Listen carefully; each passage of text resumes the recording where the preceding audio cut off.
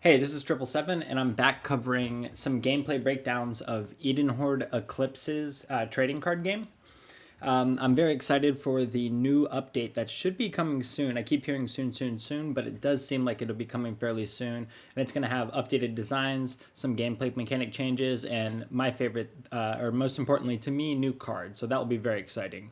But today we got a couple matches from Anthony Periwinkle and Whisperingpine.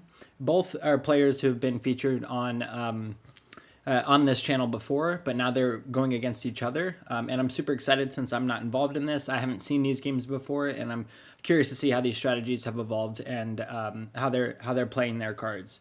So yeah, let's just hop into it. Anthony goes first. Let's look at his hand. He's got a pretty good starting hand. So there does seem to be a good amount of haste in this game. Yeah, the battle healer has haste, archer has haste, archmage has haste. So this is going to be like, I would say, leaning towards a haste heavy game. Since Anthony starts, he starts with 1 diamond. Then it goes to, then he'll get, the next turn he'll get 2, he'll get 3, 4, 5, so on and so forth. Whisperingpine, on the other hand, going second, starts with 2, then he'll get 3, 4, 5, so on and so forth. So sometimes in the strategies, in the strategy of the game, you want to understand that mechanic so that you can either play cards or save diamonds in order to build the strategy for the mid to late game. But in this early game, because he has no 3 diamond cards in his hand right now that I think are worth playing. If I were Anthony, I would go ahead and I would just drop this swordsman with the expectation of playing the Vanguard or the Archer next turn, depending on how Whisperingpine responds. So let's see what he goes ahead and does here. It looks like he actually saves.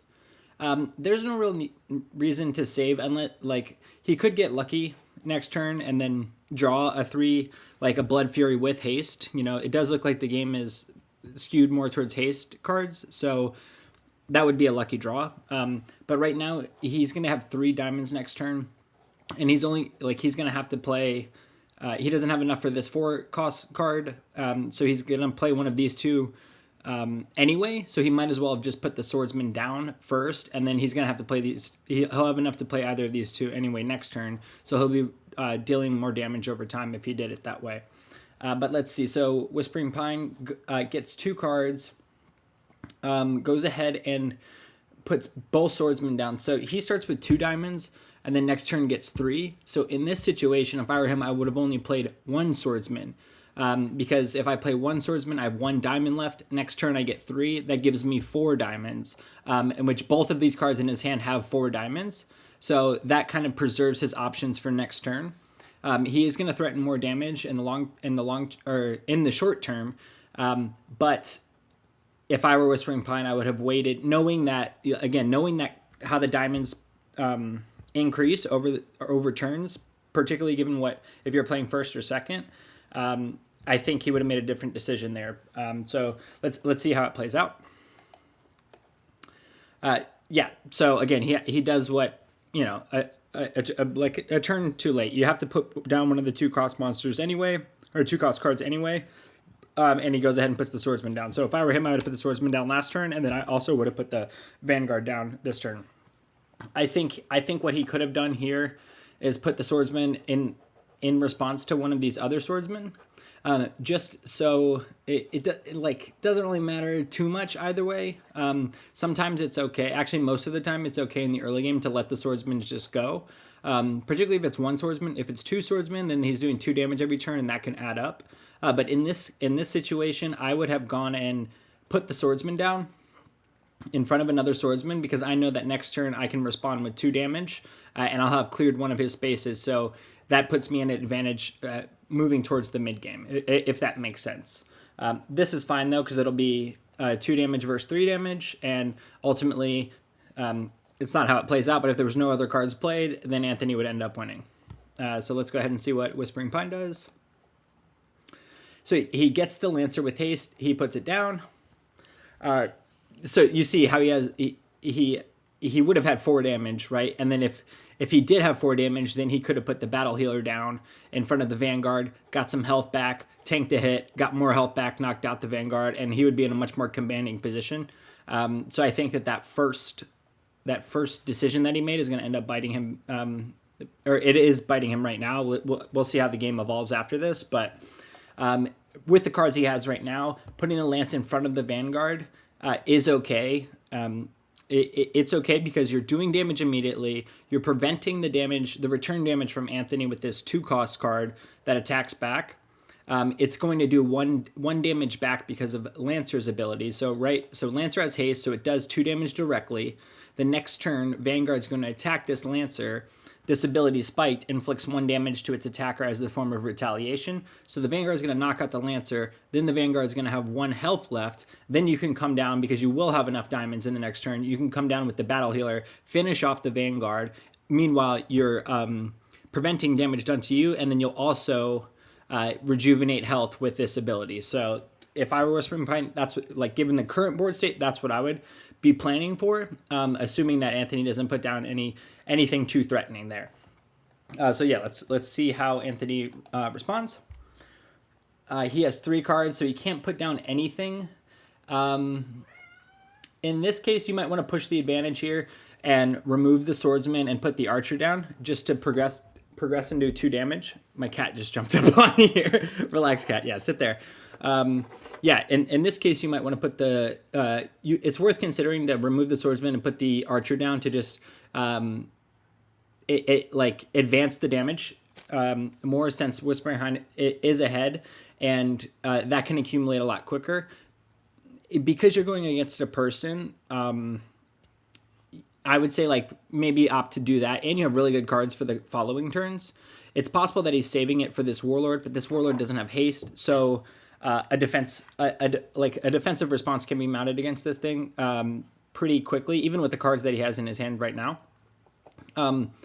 Yeah, typically you want to put an archer in front of a defensive card that cannot attack it back. But when you're going against a player, especially a player with any playing experience, they're not really going to let you do that for long. So in this case, I would have probably removed, what turn is it, 5? Yeah, so he would still have enough for one of these Archmages next turn. I would have gone ahead and removed the swordsman, put the archer down, and just done more damage, basically. Let's see how Whisperingpine... And now notice how these swordsmen... that's going to start to add up, right? We're getting into the mid-game now, and these have not been dealt with, and it's going to just add up. So that initial swordsman in front of one of these swordsmen would have helped a lot, and that would have also given a clear spot for the archer to just come down. So you'd have a more progressed board state if you kind of, if he kind of what's the word I'm looking for? Walk the line between aggression and board state management in the early game, but we'll see how it plays out here. Yeah, so exactly. This is what I would have done for sure. The battle healer goes in front. It takes a clean knockout on the Vanguard, rejuvenates some health, and now he's basically back to no damage has been dealt to him. And he's doing he's got a way stronger board state, still threatening. It's not bad damage. 3 damage in a turn is not bad damage. We are starting to get towards the later stages of the game, which means that the diamonds are going to be so heavy that larger cost cards are going to be coming down. But as it stands right now, and also knowing the cards in each other's hands, the fact that he has a lot of these haste cards, Anthony, I could see it swing back in his favor. But he does, Whisperingpine has responses, and he'll get more cards. But as it stands right now, there's no space for Anthony to attack that isn't defended. So unless he removes the swordsman and puts something else down, then he's only going to do 1 damage next turn, or 3 damage if he puts the archer down. So we'll see how it goes. I mean, Anthony just keeps getting a bunch of haste users, which is always going to be good. So he gets 7 costs. He does the right thing. This is... I would have done the reverse. I would have put the shield breaker where the archmage is, and the archmage where the shield breaker is. Reason being is because Shieldbreaker has this ability. Well, first of all, let me just acknowledge that he didn't put the Warlord down and wait. He didn't like save up to put the Warlord down, which I think was definitely the correct decision, because now his board state is starting to fill out, and with more threats than just one single threat that can be responded to. Now there's multiple threats, and the Warlord can still come down next turn too, which is a better position for the Warlord to come down into, because there's multiple threats going on, and Whisperingpine has to defend against all of those threats.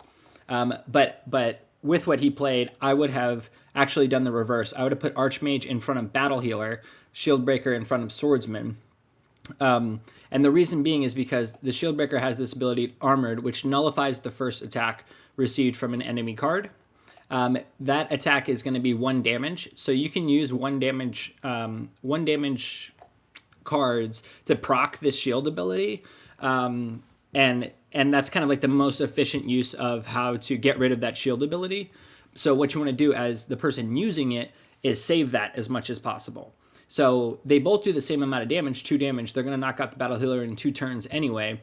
I would have put the Archmage in front of the Battle Healer, do the 2 damage. It does 1 damage in return, so now it's got a 2/2 health and attack, and then you knock it out. And 2/2 is fine. Like, if somebody comes down to attack it and knock it out, then it goes back in the hand. Meanwhile, you're preserving this shielded ability in the event that Whisperingpine has to put down something in front of this Shieldbreaker. It doesn't look like he necessarily has to, but in the event that he did, he would have an extra turn of that Shieldbreaker because Anthony preserved that defensive ability. But still, Whisperingpine's up a lot on health, and he will get more health in the next turn. But board state wise, and looking at the cards in the hand, this could definitely swing to Anthony's favor, or he could start to get a lot closer than it might seem right now. So let's see. And Whisperingpine only draws the Swordsman, which isn't good. So definitely the RNG is in Anthony's favor right now, but let's see how he plays that down. Swordsman in front of Vanguard. Definitely Battle Veteran in front of Archmage. That's fine. I would have probably saved the Vanguard I would have saved the Vanguard, put the Swordsman down to knock out the Swordsman next turn. The Shieldbreaker is going to knock out the Battle Healer, and then your Vanguard could knock out the Shieldbreaker. And that wouldn't be possible if the Shieldbreaker had that defensive ability still intact. But in this case, if I was Whisperingpine, use the Swordsman, knock out the additional Swordsman. Next turn, use the Vanguard to.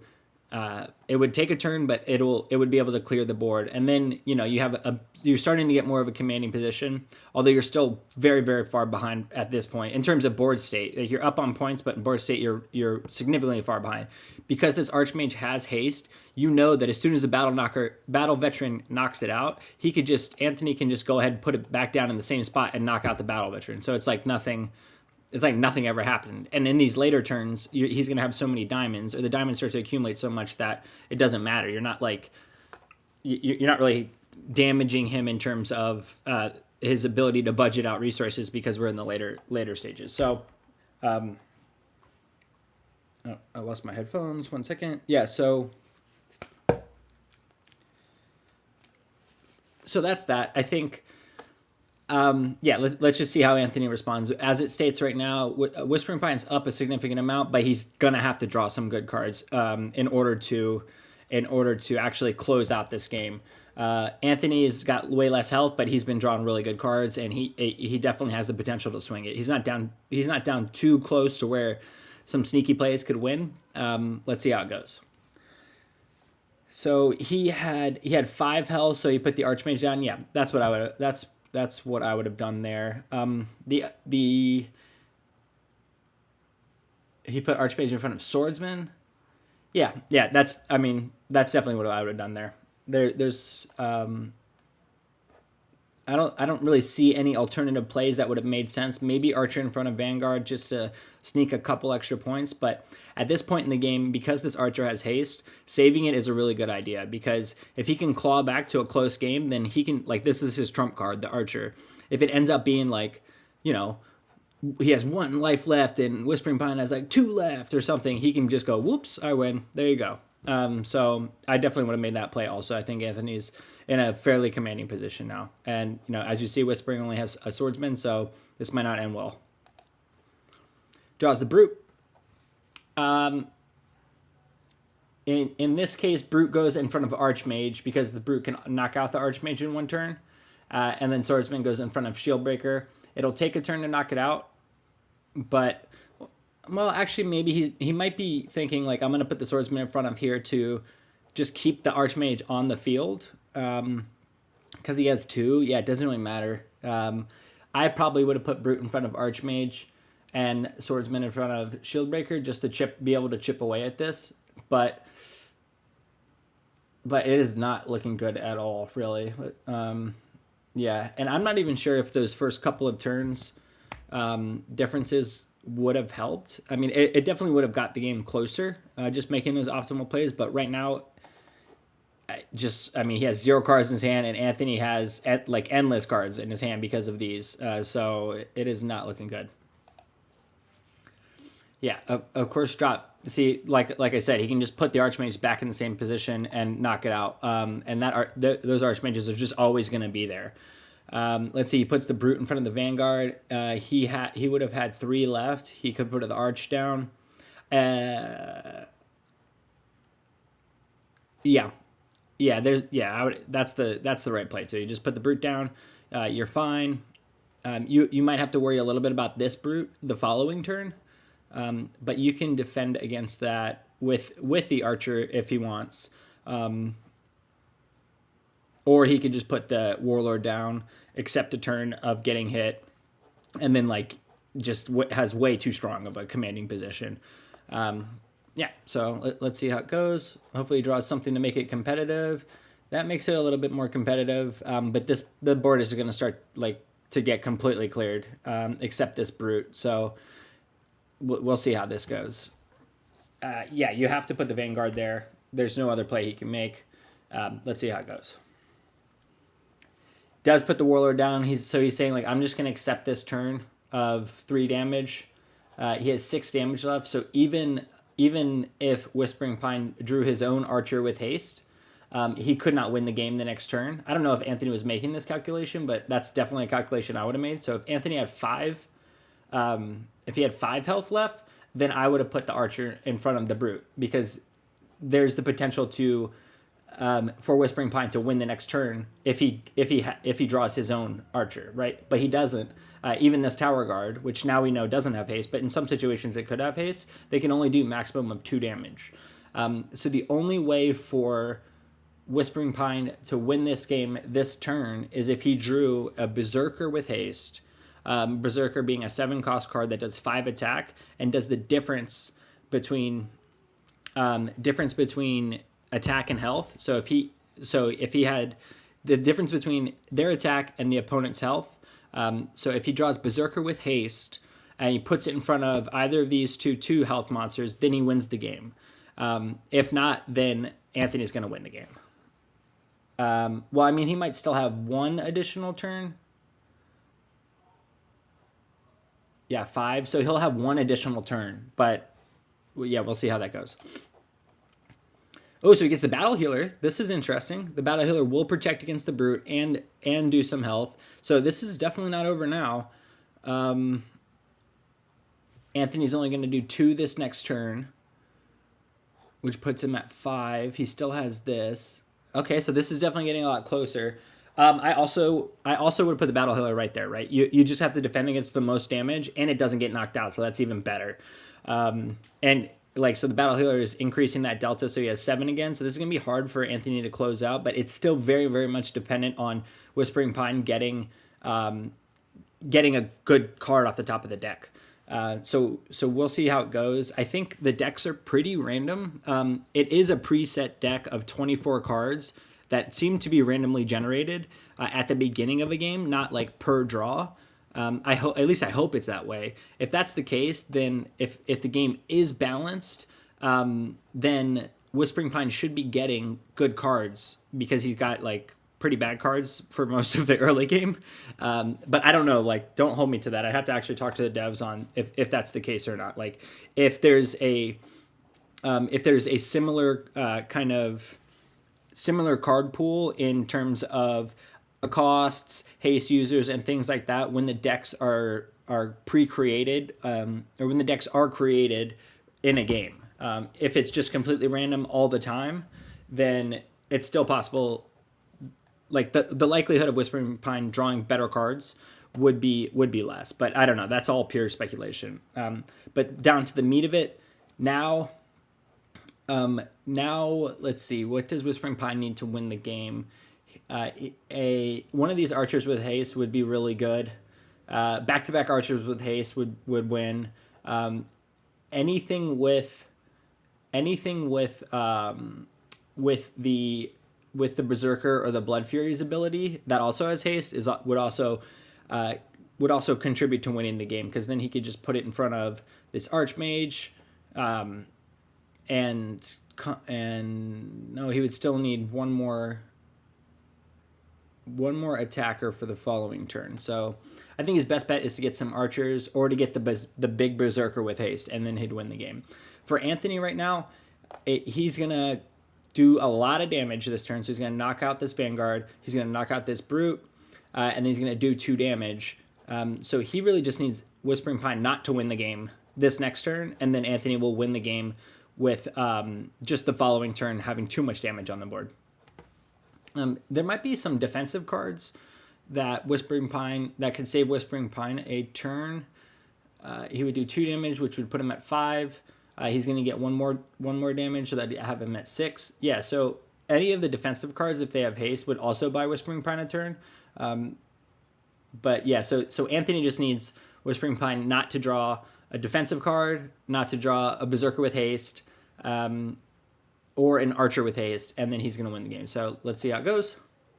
He draws another Archer with haste, so he can definitely win. He can win next turn if Whisperingpine doesn't draw anything good yet. At this point, 2, and 4. So he still might actually get a turn. Yeah, so Whisperingpine, in order to win this next turn, just has to get the Berserker with haste.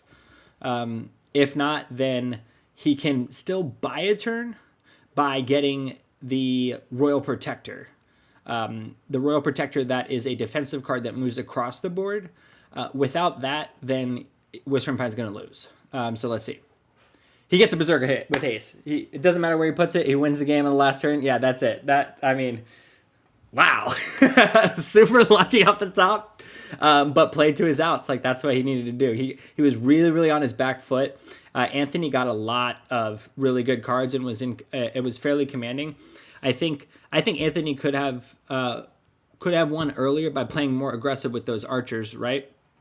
But some well-timed draws really helped Whisperingpine get the win here. And wow, that was a pretty exciting one. As you can tell, I have not seen this at all, so that was very interesting. Yeah, let's jump to the next game here.